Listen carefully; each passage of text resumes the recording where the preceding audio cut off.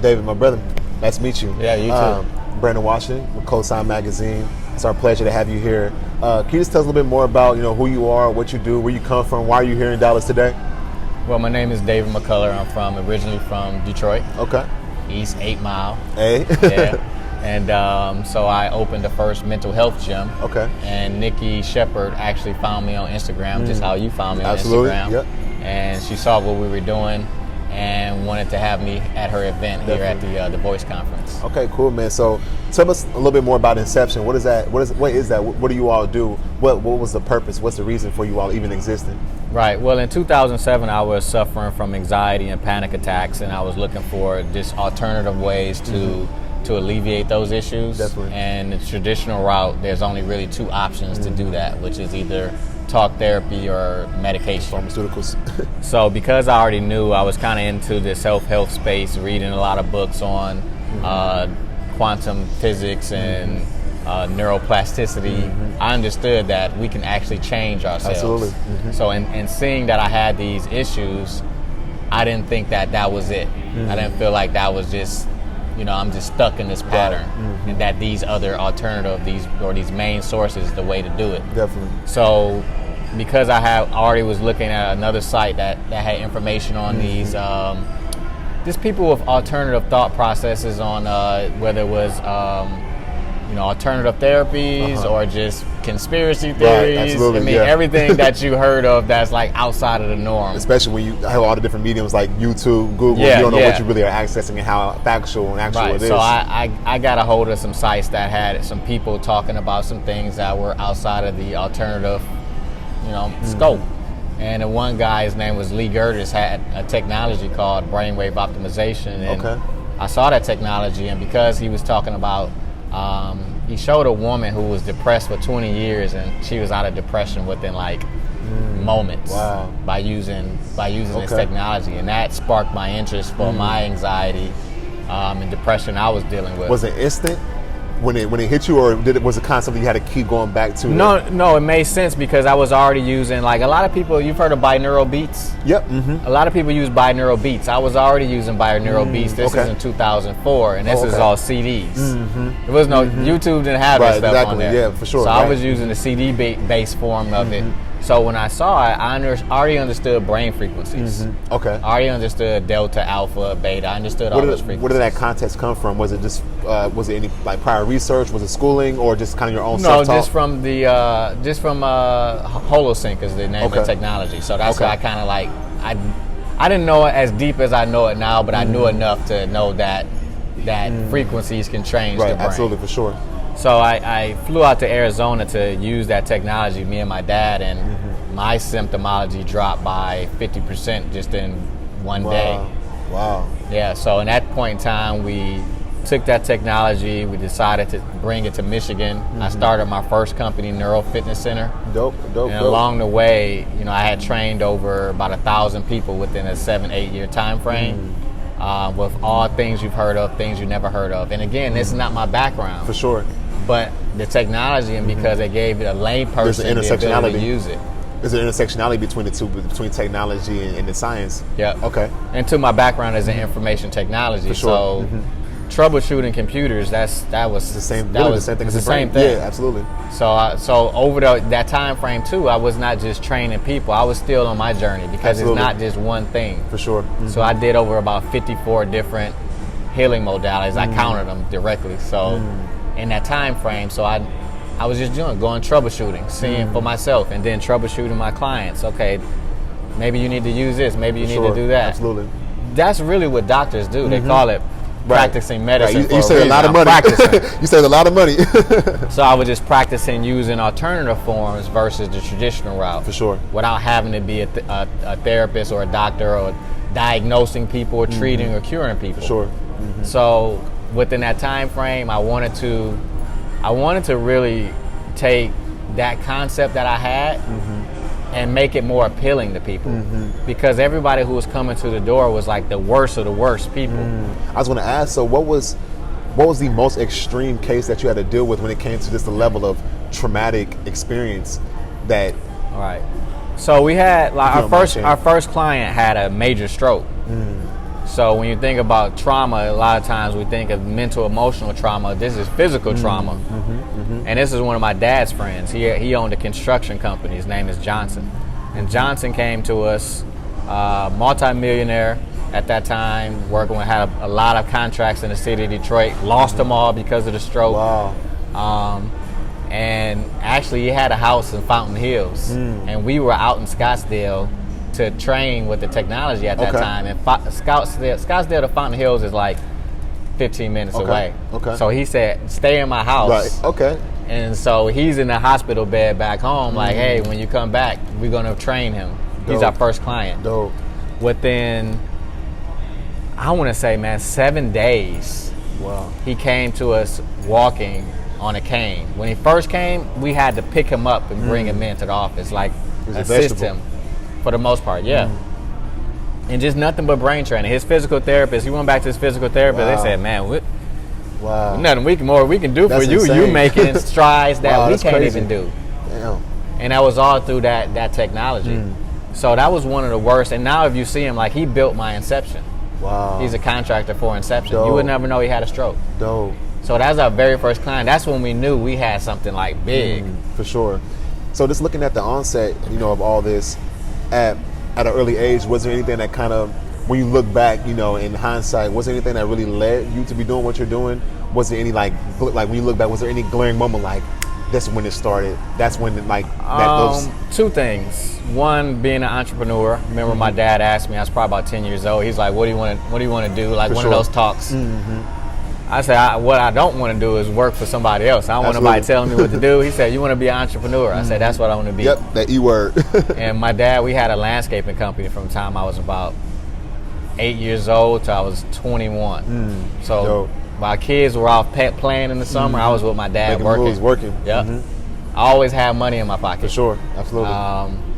But so that sparked the entrepreneurial part, and then the other part was that I was highly involved in like the church organization, and I wanted to help people. Okay. But I got disillusioned with that too because I saw people going to church and doing the same thing over and over and over, but there was no change in people who had issues. Let's unpack that a little bit. So, looking at the Black community, looking at obviously as a sample group, being a group of people who suffer from a lot of trauma, whether that's in our present lives or transgenerationally over time. How do you see the work that you're doing with Inception impacting in a positive way the Black community or all people in a way that they're doing the work constantly, consistently to address these different issues? It's impacting them in a great way because one is letting them know that their issues are real and valid, and that you're not just going to pray it away, and that it's not because your belief is not strong enough. Right, absolutely. It's because you have some very generational trauma. We call it, in the church you call it what? Generational curses. Yep. But really what it is it's environmental. Absolutely. Reason why diabetes run in your family because nobody runs in your family is the same, right? That's hilarious. I ain't heard that one. You ain't heard that one? So, that's a good one. so when you are in an environment that there's constant stress, ongoing trauma, right, your body's going to adapt to that. For sure. And as you get older, when you go to try to have relationships, that is the setting for these relationships to be a certain way. It goes from habit to personality. Now it's your existence. It's your whole neurophysiological pattern. For sure, absolutely. So I move totally out of spirit. Like people always talk about spirit. Well, spirit is not impacted. Spirit is fine. It's the conduit that's blocked. For sure, absolutely. Spirit has to flow through. But if the conduit is blocked, then spirit is going to really not be able to be expansive. It's going to be shut down. For sure. So what I see with people, again, for our people, is like they come in and they hear that, hey, there's nothing wrong with you. And here's the tools that we can begin to really help to change. And when they can sleep better, that's a huge. Absolutely. That's huge for the nervous system and for them to have their faculties again. Memory, focus, concentration, mood. That's a huge all part. All that's altered just from dealing with the instinctual part of you, not dealing with Brandon, dealing with Brandon's brain. Right, absolutely. Because they're like two different entities. Absolutely. So to kind of touch in, make it a little bit more personal. So I had my first, experience with like mental health or like anxiety, or even just because I know like on your Instagram page there was a traumatic release response, trauma release, trauma release, and I actually told you this. We have a conversation via Instagram, and so I was at work, and my supervisor didn't show up, but the energy that was going on around the office was no one knew where he was at. Right. So instantly coming from the background, I come from neighborhood violence, gang violence, seeing people be killed, seeing people be severely beaten, all these different things like that, and it impacted me on in a very traumatic way, but never really doing the work to unpack it. And then you add all these different things when it comes to like the release, and also the sense of like I said, being relieved in a situation where we basically got to his home, and I didn't know what we were going to walk into, because like I said, the energy of what everyone was kind of moving with was like, we don't know if he's dead, if he's been locked up, if he committed suicide. Like, we just didn't know. So we got to his home and we knocked on the front door. He didn't come to the door. So the two people were with other co-workers, and actually the COO of the company, it's an anesthesia company I work for, so healthcare. And he's like, let's go to the back and see. And I'm like, okay, now like my fight or flight is really going off, because I don't know what I'm about to walk into. So we jump his fence. Wow. So this is Texas. Okay, So like, it's a big fence. For the very fact that everybody got a gun, you know what I mean? So right. like, so this thinking about, okay, like I am putting myself in a situation where my life could be ended. No one really knows what's going on inside the apartment. And when we got to the back of the apartment, the door was cracked open. So instantly, like, I just started assuming the worst. And then right when we touched the doorknob, he comes out the apartment, and literally like right then and there, my body just goes into this. I didn't know what the hell I was feeling, but it was a sense of relief, because like, he's okay. But as soon as he kind of let us know everything was good, we jumped the fence again. As soon as I got over that fence, I started walking. Like, I literally could not stop crying. Like, my body just went into this. So I didn't know if it was if I was having an anxiety attack or if it was a trauma release. No, it was your body. It's your body trying to normalize and discharge, because when you have traumatic events that happen, energy cannot be destroyed. It only can be transformed. So the energy that you use to go into that home, that's still in your body, right? And the moment that you found out that it was over with, your body's trying to release it. Some kind of way. Because if you don't release it, now it's locked in your body. And you think about your ongoing traumatic situations, from shock trauma to developmental trauma. Shock trauma is these hard traumas that we have, like if a car accident, if a bomb went off, you hear it. But developmental traumas is an ongoing thing. You're in an environment that constant, like, emotional abuse, neglect, abandonment. That's ongoing. So all the times that those traumas happen, if the body is not discharging, is locked in the body. So you were talking about autoimmune issues, and all your symptomologies is pretty much kind of wrapped up in that. I mean, you can start looking into the environment of chemical traumas and what we breathe in and things of that nature. But really, it's the body being stuck in a state of protection. But the protection mechanism is just burning through all your resources.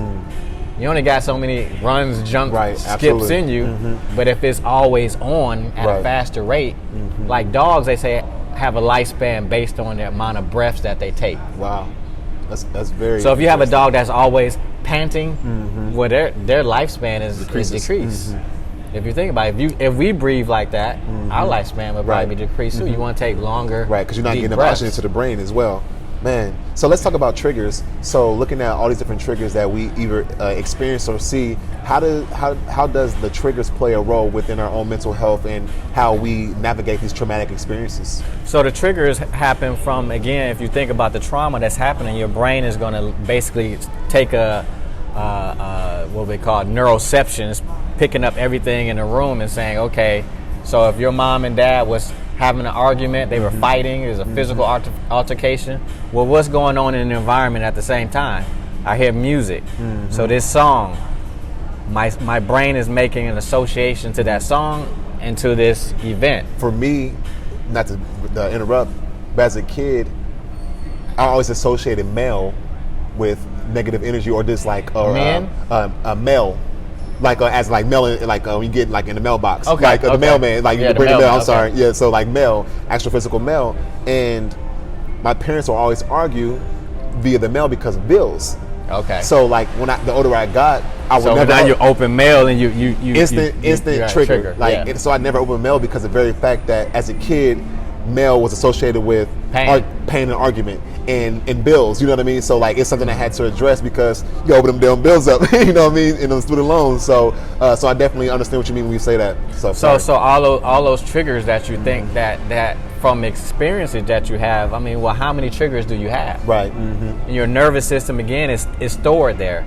Animals don't have post-traumatic stress for the most part. Non-domesticated animals don't because they discharge the energy. So again, that's stuck in our body. So you have an instinctual response to mail, even though you know consciously, Brandon knows I'm okay, but why am I tripping out about the mail? Because it's about the triggers. For sure, absolutely. That the brain has just made associations and patterns to. So as you get older and you go into relationships, am I really reacting to this person in front of me, or am I reacting to past triggers? And it's typically not that person. Absolutely. And when we look at our childhood traumas, a lot of it comes from our parents. Right. So you're not just in a relationship with one person, it's 6 of you in a relationship. Right. It's you, your mom, your dad, her mom, her dad. So when you're in that and you're reacting to one another, you got to step back and say, man, this is not you. Right. This is my stuff. And you have to have a sense of awareness to Absolutely. know Awareness that I'm is just key. triggered. But the awareness for us is not present because 95% of our day-to-day activity is unconscious. We don't even know. Yes, sir. 90 to 95% of our day, you know. Our day. And 90,000 thoughts that we have in our brain, 60 to 90,000 thoughts running. The same thoughts are reoccurring. Right. We're not having new thoughts. Right. So the awareness and the tools that we use, and we can go talk about that too, the tools we use help you to give you that awareness and that space to now just not be triggered, but to actually be calm. For sure. And actually the triggers fall away. You know, and that's the first thing for some of my soldiers who've come in brain trained. He had triggers to hearing Arabic music. Wow. One of my soldiers. And so first thing he did within the first couple of days of doing brain training is he would go to an Arabic restaurant. Michigan has the largest Arabic population in the country. Really? If you don't know that. No, I didn't. So so it's easy to find an Arabic restaurant up the street. Did not know that. That's interesting. So he would go to Arabic restaurants and see how he would respond, because normally he responds with, heart palpitations and things of that nature. He goes into the environment and it's like, those triggers aren't there. That's because they're wrapped up in the nervous system. Definitely. Wow, man. So this, looking at what you all are doing right now in Michigan, you all are opening up a new location in California. Can you tell us a little bit more about the location in LA? Yeah, well, so Nikki is Nicole Shepard is our first licensee. Okay. And we have at inception, we have like 6 different services. So it's very comprehensive. But our brain training is our foundation. Okay. It's our phase 1 of what we do for everybody. I don't care who comes through that door. They say, what do I do? You brain train. For sure. Right? Everything else can kind of come after the fact. And so what we're going to do, because it's easier to open up inceptions and have brain training because of the barrier to entry. And so she's going to do a mobile setup within LA. Dope. That's dope. And get that started right away, and then we'll begin to put that around the world and I love that. the world as well to pop those up. Because if you think about it, you think about, I'm stressed out. Well, it's Friday, I'm going to go to the bar. Well, why don't you just go brain train? Because that's going to give you more relief than that drink. And if it's mobile, it meets you where you at, rather than you have to go to... Well, eventually I'll have it set up where, like Zeal, you familiar with Zeal? No. It's a mobile massage company. Okay. So we'll have like mobile brain training, where you can just get an app, pull out your app, and then request a brain trainer person to come to you, set you up on site, brain train. Cool. And then we'll have our locations as well. Definitely, man. Looking at what you're doing right now with Inception, what's the ultimate goal? What do you want it to look like at when you reach that pinnacle? If there is one, what do you want to do? How do you want to impact the world and society with the work that you do? Well, we're gonna change the world, man, just awareness and not just the tools. The tools is one thing, but it's the conversation. Like you inbox me and you said, man, you made me aware of this. So you had now your awareness changed. That cognitive dissonance. So now you can't really go back because you're not aware. Once your awareness changes, then you know you can do something about it. Instead of going to get the drink, you know, oh, I'm in fight or flight right now. But people don't know that. Right. So being able to educate people through platforms, normalize not mental health in terms of, because the word mental health typically for people think about person who's schizophrenic or the worst part like that's not mental health. Right. Like mental health is this this level playing field that we're all moving from that one end of mental health to mental illness, just like our physical health. What language should we be using, or what termage? I don't really like the word mental health. I don't either, but it's like... Because it separates mental from physical, and it's like, dude, you can't separate the two. Right. They're one and the same. Mental health is physical health. Physical health is mental health. They affect each other, the mind-body connection, and most people don't know about mind-body connection. You can believe yourself into health. Right, absolutely. That's what the term placebo. They give you a sugar pill, hey, this is going to cure cancer. Next you know, your cancer cured. What happened? I believed it. The power of the brain. Power of biology of belief. So the mental health thing is like, oh, mental health. It's like, no, it's all the same thing. It's all the same. It's the driving force, and I would say the mental health is the driving force behind your entire existence. Absolutely, yeah. You've seen The Matrix, right? Yeah, absolutely, yeah. So you know, if you follow my posts, you know I love The Matrix. I talk a lot about that, and I just actually started rewatching it again by you even mentioning it. I just wanted to tap in because I watched it as a kid, but I wanted to see it again. So when Neo came out of the Matrix. And Morpheus, he took him back into the Matrix, and he was supposed to jump over the building. He fell, and he hit his face, and he got out of the Matrix, and he was bleeding. He said, "I thought you said it wasn't real." And Morpheus said, "Your mind makes it real." He said, "So if you die in the Matrix, do you die outside of the Matrix?" He said, "Yes, because the brain, the body can't live without the mind." Absolutely. So this is the driving force. If this is sick, this is going to be sick. Everything is going to follow suit. So, but at the same time, if you have a physical injury, it does affect the psyche.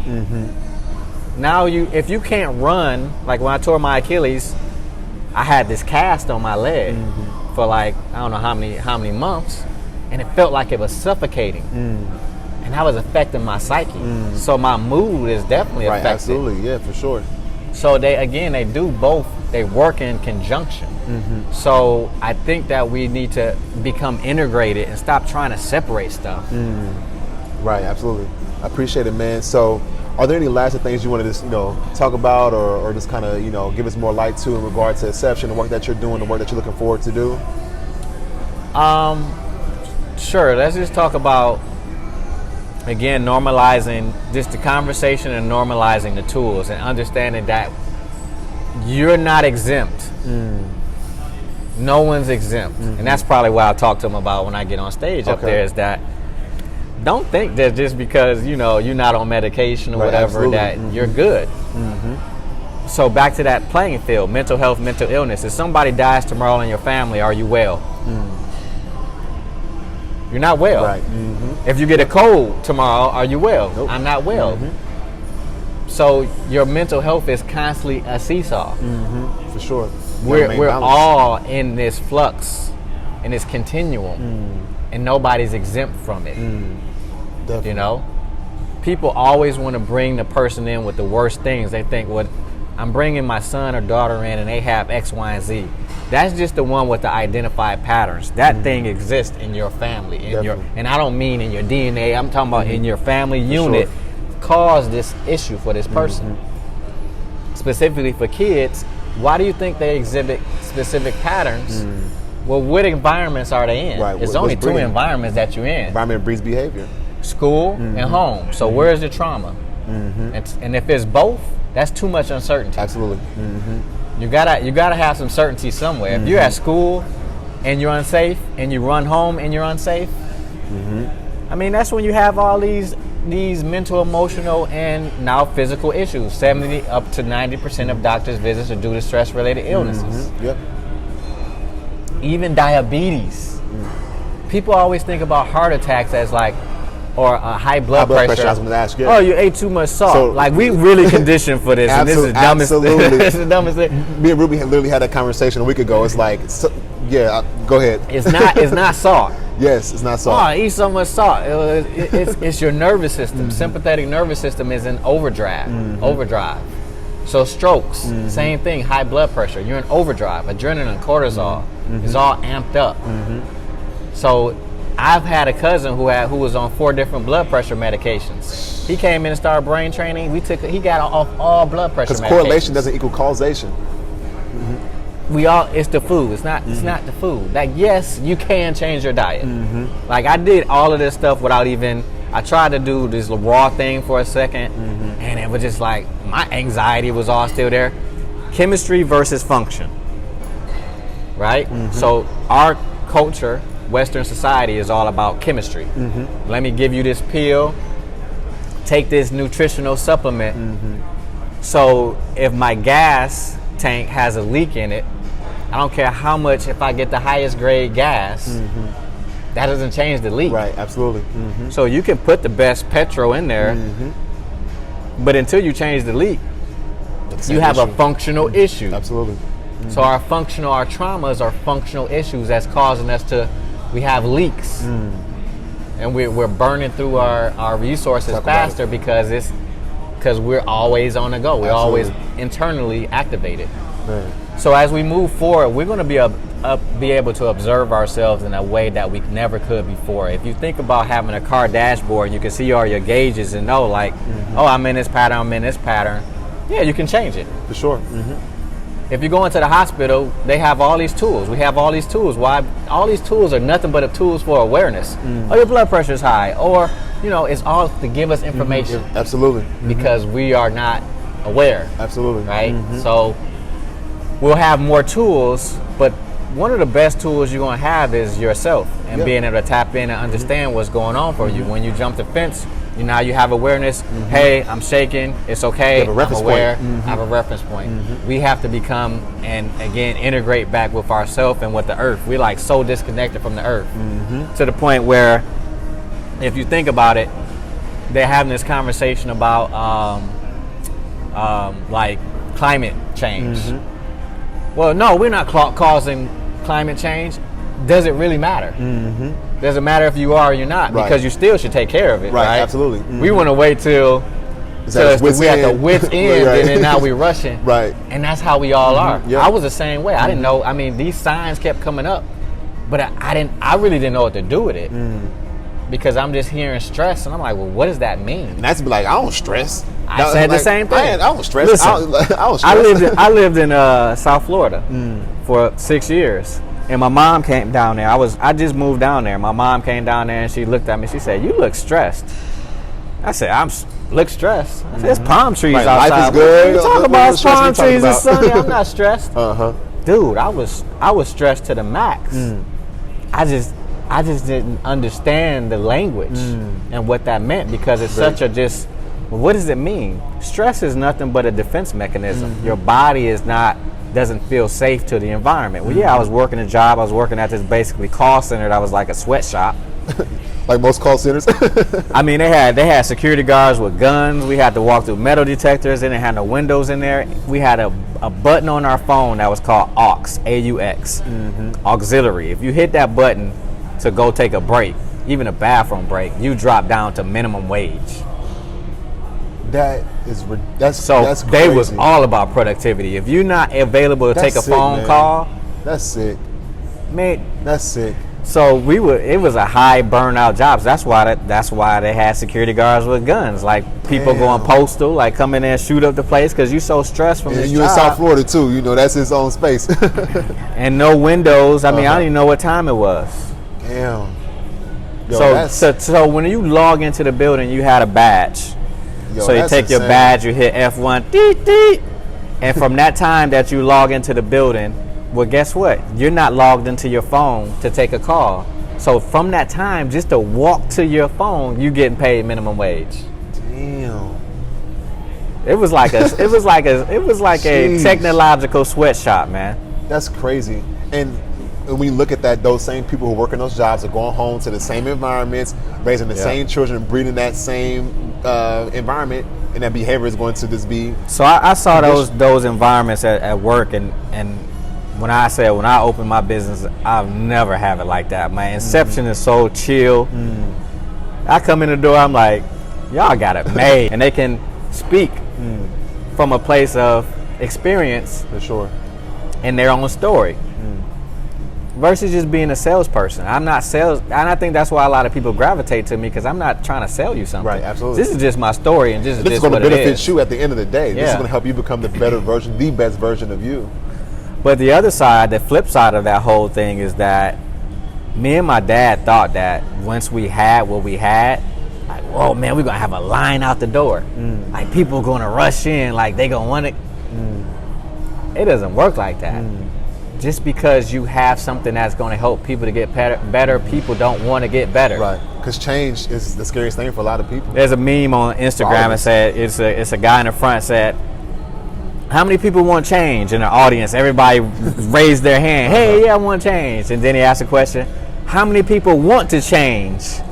No answer.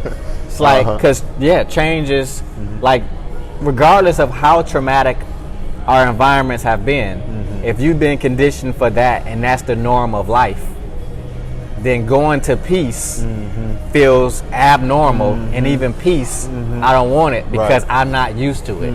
It's too hard. It makes people want to go back to the space. Hey, listen, I mean, you ever dated someone who's had physical abuse, been abused? You can be the best person in the world to that person, and they're waiting for the shoe to drop, and to the point that they'll even create a situation and say, you know what, child, there's no spark between me and you.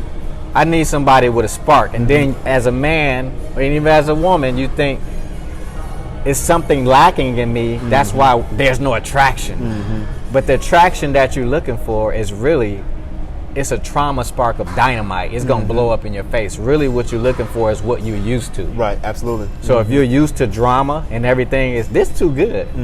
Like I gotta mess something up. This feels too feels too right. Too happy. Like, oh no, I feel too at peace. Because one thing, like I said, and it's something I had to address, is like, yo, I will feel guilty for being happy. Like, yo, something bad gotta happen. Something bad is about to happen because of the very reason of, you know, that's what I've been. So think about us for even wealth, like black people in wealth. Like we're conditioned not to have money. Go ask probably some of the richest black people. I guarantee you, as they start getting money, they were scared because they're like, "What's gonna happen?" Because I'm not used to having money. Right. So you think, because you almost feel like you're not even deserving of it because you've been conditioned for lack. Right. Man, that's heavy. So, as we wrap up, is there a charge that you want to give to the people? Something that we can look forward to, that we need to be doing every day to do the work in our own space, for the fact that an Inception may not be in that city and town. Right. What charge do you give to the people moving forward to do the work? One, I would say just raise your level of awareness and understanding. Look up fight or flight response. Look up the freeze response. Become highly educated on those two things. And then also and knowing how you respond in those. Knowing your pattern. I always say know your pattern. Absolutely. Right? Because I know typically I'll go into freeze about things. Because normally whatever pattern that you kind of started off with at a young age is what you're going to continually do. I'm a fight. Yeah. Yes. Yeah. So knowing your pattern is what's going to give you some power to be able to kind of change it. Absolutely. There's definitely power in that. Then two, make a list of your traumas. You know, so you can know and understand how your childhood and even this present moment, these present days is affecting you. Because you can't change something if you don't know it's affecting you. Absolutely. That's if you walking around with the tissue on the bottom of your foot and everybody's like trying to laughing at you. You got a tissue and you don't know. You're oblivious. Right. Yep. And it's not till you get it off till you become optimized. It's not until you can look at your traumas and see how it's affecting you to be able to change it. Definitely. You know, if whatever you resist will persist as well. So when you look at these things, don't be in denial about it. Absolutely. I mean, that is a stage of grief, though. Mm-hmm. You will be in denial, mm-hmm. but understanding that you got to keep processing. For sure. And understand that time does not heal all wounds. Don't mm-hmm. think just because so-and-so died 10 years ago that I'm over it. Mm-hmm. Yeah. You're not over it. Definitely. Like specifically for someone who's like a mother or father, if you lost your mom or your mm-hmm. dad, or even if they weren't ever present, mm-hmm. that's a grief ongoing. Absolutely. Mm-hmm. You know, so we have to become aware of things that's happened to us. So making that list, understanding your pattern, and then begin to look at alternative methods to kind of mm-hmm. help. You know, I know Inception is not everywhere, but you can look for things like acupressure, acupuncture. Mm-hmm. You can do flotation therapy. Look up neurofeedback. There is neurofeedback. It may not be our form or it may not be with us, but mm-hmm. still go out and try to find these things to help you. So I would say, yeah, just do that in terms of raising your level of awareness of self. Definitely. And then actually taking that awareness and taking action. Definitely. You already do it. Definitely. You're already taking mm-hmm. action. Yep. It just may not be resourceful action. Mm-hmm. I'm gonna drink. Mm-hmm. I'm gonna smoke. Yeah, and it's fine if you do those things, but it's a difference between doing them because you literally consciously just choose to do it versus I'm doing it because I can't self-regulate. For sure. And I need it to self-regulate. Definitely. And one of the biggest ways we self-regulate too is food. Man, we can go a lot into that, man. But Dave, yep. I appreciate you, brother. Once again. Yep, thanks for having me. COSIGN Magazine, it's COSIGN Couch. David McCullar, I am Inception. Appreciate you. We out. Thank you, brother.